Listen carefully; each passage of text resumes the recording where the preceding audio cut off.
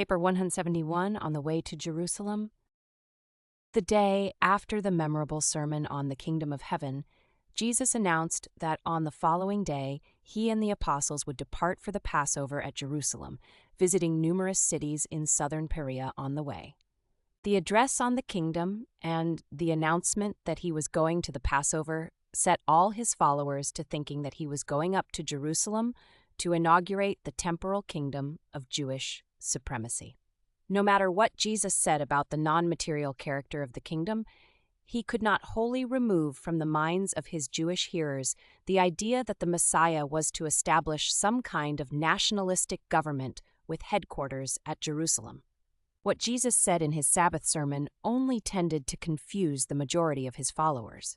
Very few were enlightened by the Master's discourse. The leaders understood something of his teachings regarding the inner kingdom, the kingdom of heaven within you, but they also knew that he had spoken about another and future kingdom, and it was this kingdom they believed he was now going up to Jerusalem to establish. When they were disappointed in this expectation, when he was rejected by the Jews, and later on, when Jerusalem was literally destroyed, they still clung to this hope, sincerely believing that the Master would soon return to the world in great power and majestic glory to establish the promised kingdom.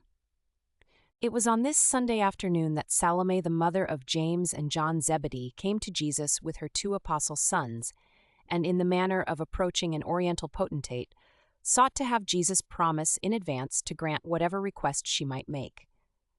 But the Master would not promise. Instead, he asked her, "What do you want me to do for you?" Then answered Salome, "Master, now that you are going up to Jerusalem to establish the kingdom, I would ask you in advance to promise me that these my sons shall have honor with you, the one to sit on your right hand and the other to sit on your left hand in your kingdom." When Jesus heard Salome's request, he said, "Woman, you know not what you ask." And then, looking straight into the eyes of the 2 honor-seeking apostles, he said, "Because I have long known and loved you, because I have even lived in your mother's house, because Andrew has assigned you to be with me at all times, therefore do you permit your mother to come to me secretly, making this unseemly request. But let me ask you, are you able to drink the cup I am about to drink?" And without a moment for thought, James and John answered, "Yes, Master, we are able." Said Jesus, "I am saddened that you know not why we go up to Jerusalem. I am grieved that you understand not the nature of my kingdom. I am disappointed that you bring your mother to make this request of me. But I know you love me in your hearts. Therefore I declare that you shall indeed drink of my cup of bitterness and share in my humiliation. But to sit on my right hand and on my left hand is not mine to give. Such honors are reserved for those who have been designated by my Father." By this time, someone had carried word of this conference to Peter and the other apostles, and they were highly indignant that James and John would seek to be preferred before them, and that they would secretly go with their mother to make such a request. When they fell to arguing among themselves, Jesus called them all together and said, "You well understand how the rulers of the Gentiles lord it over their subjects, and how those who are great exercise authority. But it shall not be so in the kingdom of heaven. Whosoever would be great among you, let him first become your servant. He who would be first in the kingdom, let him become your minister. I declare to you that the Son of Man came not to be ministered to, but to minister. And I now go up to Jerusalem to lay down my life in the doing of the Father's will and in the service of my brethren." When the apostles heard these words, they withdrew by themselves to pray. That evening, in response to the labors of Peter, James, and John, made suitable apologies to the 10 and were restored to the good graces of their brethren. In asking for places on the right hand and on the left hand of Jesus at Jerusalem, the sons of Zebedee little realized that in less than 1 month their beloved teacher would be hanging on a Roman cross with a dying thief on one side and another transgressor on the other side. And their mother, who was present at the crucifixion, well remembered the foolish request she had made of Jesus at Pella regarding the honors she so unwisely sought for her apostle sons. The departure from Pella. On the forenoon of Monday, March 13, Jesus and his 12 apostles took final leave of the Pella encampment, starting south on their tour of the cities of southern Perea, where Abner's associates were at work. They spent more than 2 weeks visiting among the 70 and then went directly to Jerusalem for the Passover. When the Master left Pella, the disciples encamped with the apostles, about 1,000 in number, followed after him. About one half of this group left him at the Jordan ford on the road to Jericho when they learned he was going over to Heshbon, and after he had preached the sermon on counting the cost. They went on up to Jerusalem, while the other half followed him for 2 weeks, visiting the towns in southern Perea. In a general way, most of Jesus' immediate followers understood that the camp at Pella had been abandoned, but they really thought this indicated that their master at last intended to go to Jerusalem and lay claim to David's throne. A large majority of his followers never were able to grasp any other concept of the kingdom of heaven. No matter what he taught them, they would not give up this Jewish idea of the kingdom.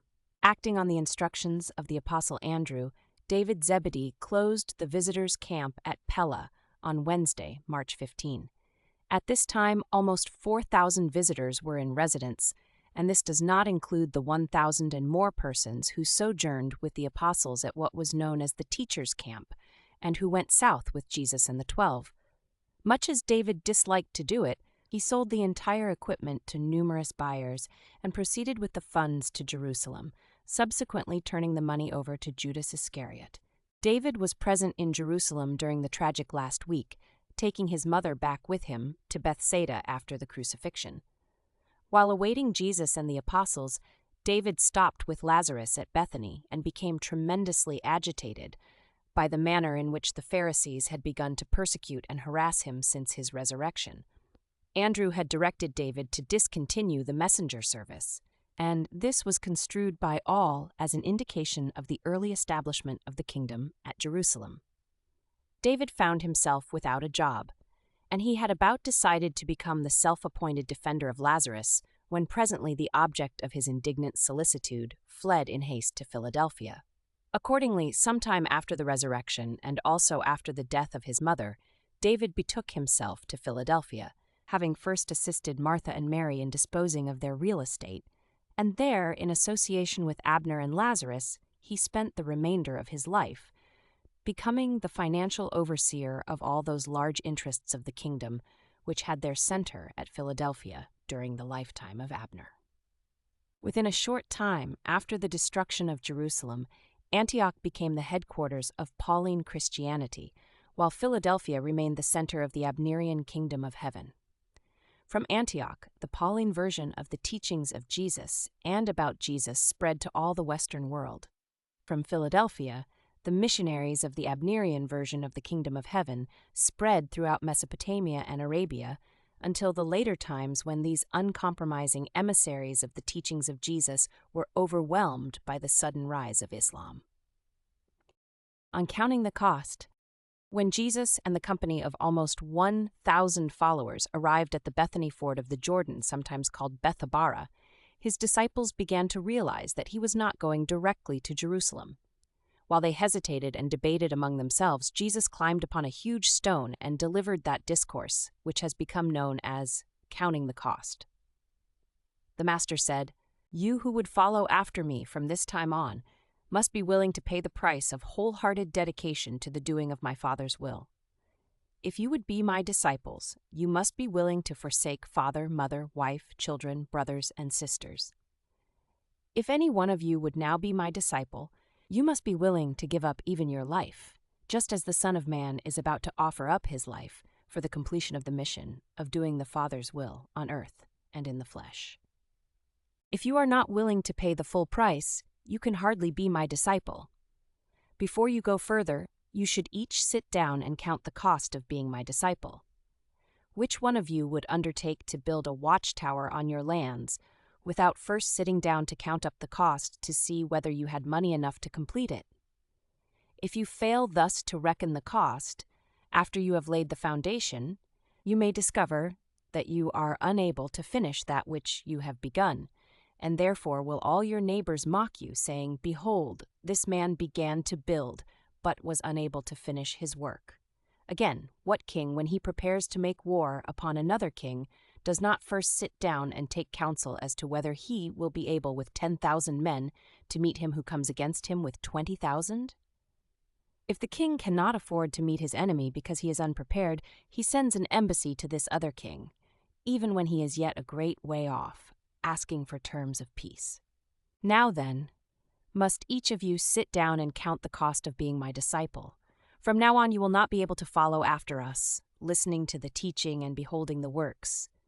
You will be required to face bitter persecutions and to bear witness for this gospel in the face of crushing disappointment. If you are unwilling to renounce all that you are and to dedicate all that you have, then are you unworthy to be my disciple.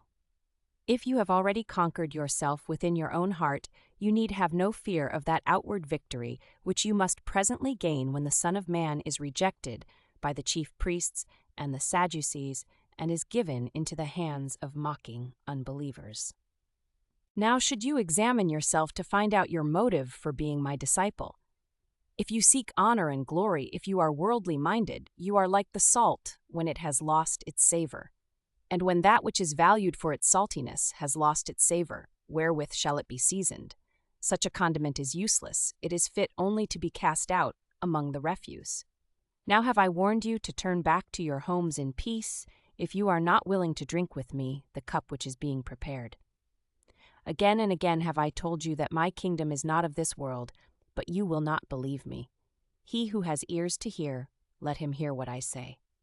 Immediately after speaking these words, Jesus, leading the 12, started off on the way to Heshbon, followed by about 500. After a brief delay, the other half of the multitude went on up to Jerusalem. His apostles, together with the leading disciples, thought much about these words, but still they clung to the belief that after this brief period of adversity and trial, the kingdom would certainly be set up somewhat in accordance with their long-cherished hopes. The Perean Tour. For more than 2 weeks, Jesus and the 12, followed by a crowd of several hundred disciples, journeyed about in southern Perea, visiting all of the towns wherein the 70 labored. Many Gentiles lived in this region, and since few were going up to the Passover feast at Jerusalem, the messengers of the kingdom went right on with their work of teaching and preaching. Jesus met Abner at Heshbon, and Andrew directed that the labors of the 70 should not be interrupted by the Passover feast. Jesus advised that the messengers should go forward with their work in complete disregard of what was about to happen at Jerusalem. He also counseled Abner to permit the women's corps, at least such as desired, to go to Jerusalem for the Passover. And this was the last time Abner ever saw Jesus in the flesh. His farewell to Abner was, "My son, I know you will be true to the kingdom, and I pray the Father to grant you wisdom that you may love and understand your brethren." As they traveled from city to city, large numbers of their followers deserted to go on to Jerusalem, so that by the time Jesus started for the Passover, the number of those who followed along with him day by day had dwindled to less than 200. The apostles understood that Jesus was going to Jerusalem for the Passover. They knew that the Sanhedrin had broadcast a message to all Israel that he had been condemned to die, and directing that anyone knowing his whereabouts should inform the Sanhedrin. And yet, despite all this, they were not so alarmed as they had been when he had announced to them in Philadelphia that he was going to Bethany to see Lazarus. This change of attitude from that of intense fear to a state of hushed expectancy was mostly because of Lazarus's resurrection. They had reached the conclusion that Jesus might, in an emergency, assert his divine power and put to shame his enemies. This hope, coupled with their more profound and mature faith in the spiritual supremacy of their master, accounted for the outward courage displayed by his immediate followers, who now made ready to follow him into Jerusalem in the very face of the open declaration of the Sanhedrin that he must die. The majority of the apostles and many of his inner disciples did not believe it possible for Jesus to die. They, believing that he was the resurrection and the life, regarded him as immortal and already triumphant over death. Teaching at Livias, on Wednesday evening, March 29, Jesus and his followers encamped at Livias on their way to Jerusalem, after having completed their tour of the cities of southern Perea.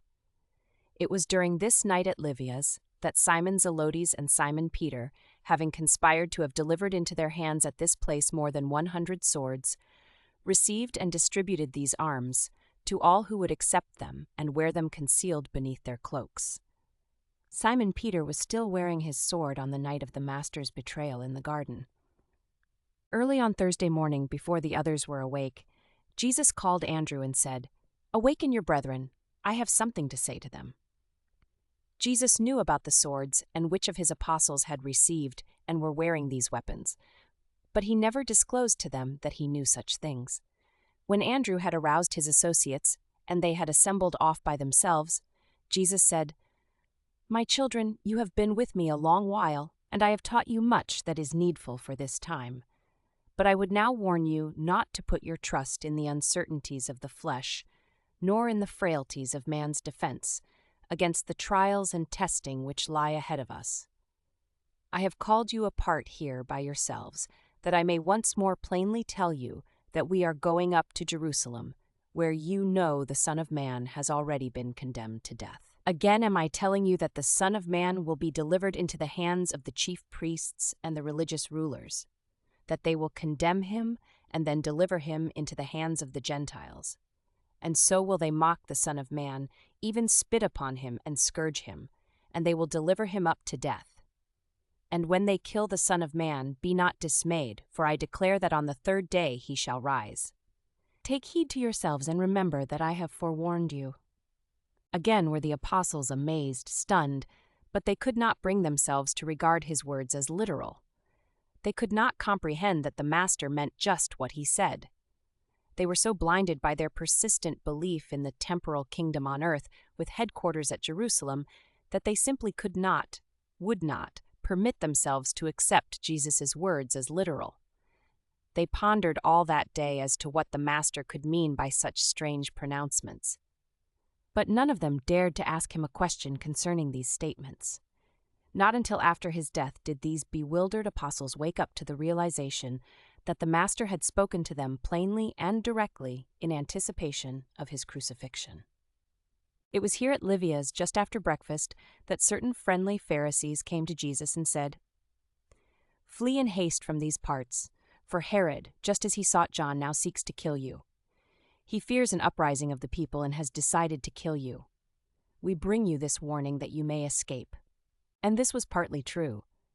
The resurrection of Lazarus frightened and alarmed Herod, and knowing that the Sanhedrin had dared to condemn Jesus, even in advance of a trial, Herod made up his mind either to kill Jesus or to drive him out of his domains. He really desired to do the latter, since he so feared him that he hoped he would not be compelled to execute him. When Jesus heard what the Pharisees had to say, he replied, "I well know about Herod and his fear of this gospel of the kingdom. But, mistake not, he would much prefer that the Son of Man go up to Jerusalem to suffer and die at the hands of the chief priests. He is not anxious, having stained his hands with the blood of John, to become responsible for the death of the Son of Man.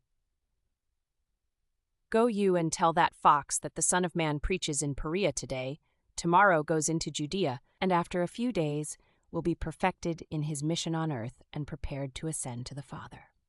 Then turning to his apostles, Jesus said, "From olden times the prophets have perished in Jerusalem, and it is only befitting that the Son of Man should go up to the city of the Father's house to be offered up as the price of human bigotry and as the result of religious prejudice and spiritual blindness. O Jerusalem, Jerusalem, which kills the prophets and stones the teachers of truth! How often would I have gathered your children together, even as a hen gathers her own brood under her wings, but you would not let me do it.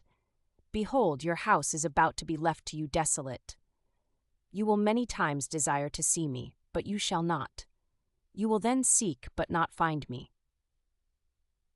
And when he had spoken, he turned to those around him and said, "Nevertheless, let us go up to Jerusalem to attend the Passover and do that which becomes us in fulfilling the will of the Father in heaven." It was a confused and bewildered group of believers who this day followed Jesus into Jericho. The apostles could discern only the certain note of final triumph in Jesus' declarations regarding the kingdom. They just could not bring themselves to that place where they were willing to grasp the warnings of the impending setback. When Jesus spoke of rising on the third day, they seized upon this statement as signifying a sure triumph of the kingdom immediately following an unpleasant preliminary skirmish with the Jewish religious leaders. The third day was a common Jewish expression signifying presently or soon thereafter. When Jesus spoke of rising, they thought he referred to the rising of the kingdom. Jesus had been accepted by these believers as the Messiah, and the Jews knew little or nothing about a suffering Messiah. They did not understand that Jesus was to accomplish many things by his death which could never have been achieved by his life. While it was the resurrection of Lazarus that nerved the apostles to enter Jerusalem, it was the memory of the transfiguration that sustained the Master at this trying period of his bestowal. The blind man at Jericho. Late on the afternoon of Thursday, March 30, Jesus and his apostles, at the head of a band of about 200 followers, approached the walls of Jericho. As they came near the gate of the city, they encountered a throng of beggars, among them one Bartimaeus, an elderly man who had been blind from his youth. This blind beggar had heard much about Jesus and knew all about his healing of the blind Josiah at Jerusalem. He had not known of Jesus' last visit to Jericho until he had gone on to Bethany. Bartimaeus had resolved that he would never again allow Jesus to visit Jericho without appealing to him for the restoration of his sight. News of Jesus' approach had been heralded throughout Jericho, and hundreds of the inhabitants flocked forth to meet him. When this great crowd came back escorting the Master into the city, Bartimaeus, hearing the heavy tramping of the multitude, knew that something unusual was happening, and so he asked those standing near him what was going on. And one of the beggars replied, "Jesus of Nazareth is passing by." When Bartimaeus heard that Jesus was near, he lifted up his voice and began to cry aloud, "Jesus, Jesus, have mercy upon me." And as he continued to cry louder and louder, some of those near to Jesus went over and rebuked him, requesting him to hold his peace. But it was of no avail. He cried only the more and the louder. When Jesus heard the blind man crying out, he stood still, and when he saw him, he said to his friends, "Bring the man to me." And then they went over to Bartimaeus, saying, "Be of good cheer, come with us, for the Master calls for you." When Bartimaeus heard these words, he threw aside his cloak, springing forward toward the center of the road, while those nearby guided him to Jesus. Addressing Bartimaeus, Jesus said, "What do you want me to do for you?" Then answered the blind man, "I would have my sight restored." And when Jesus heard this request and saw his faith, he said, "You shall receive your sight. Go your way, your faith has made you whole." Immediately he received his sight, and he remained near Jesus, glorifying God, until the Master started on the next day for Jerusalem, and then he went before the multitude, declaring to all how his sight had been restored in Jericho. The visit to Zaccheus. When the Master's procession entered Jericho, it was nearing sundown, and he was minded to abide there for the night. As Jesus passed by the customs house, Zaccheus, the chief publican, or tax collector, happened to be present, and he much desired to see Jesus. This chief publican was very rich and had heard much about this prophet of Galilee. He had resolved that he would see what sort of a man Jesus was the next time he chanced to visit Jericho.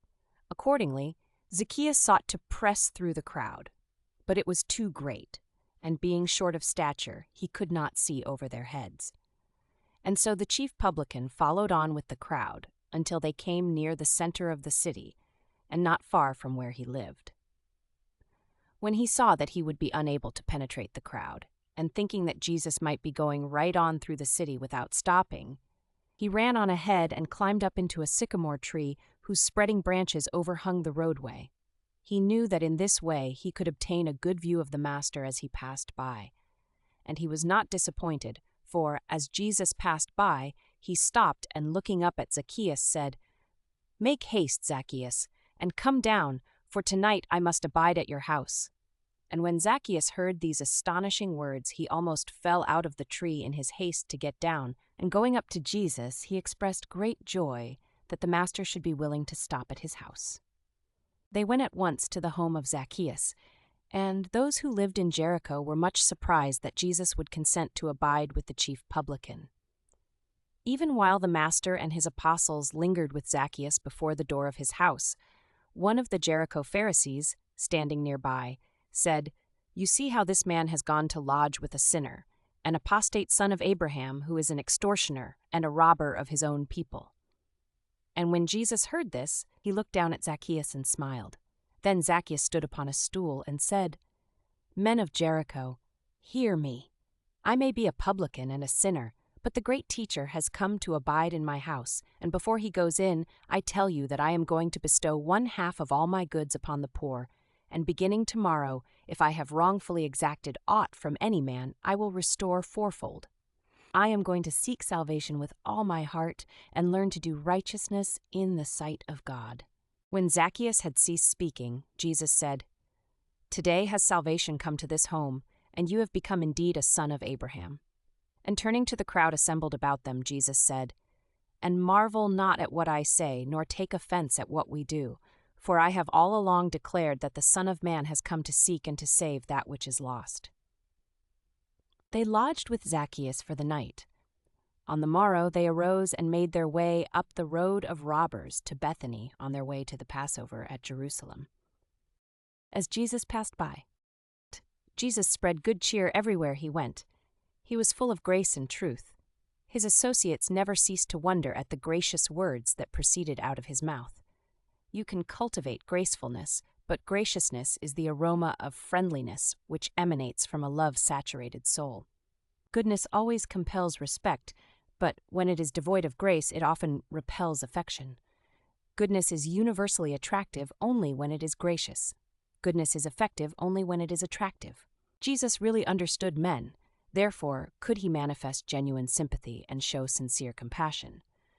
But he seldom indulged in pity. While his compassion was boundless, his sympathy was practical, personal, and constructive.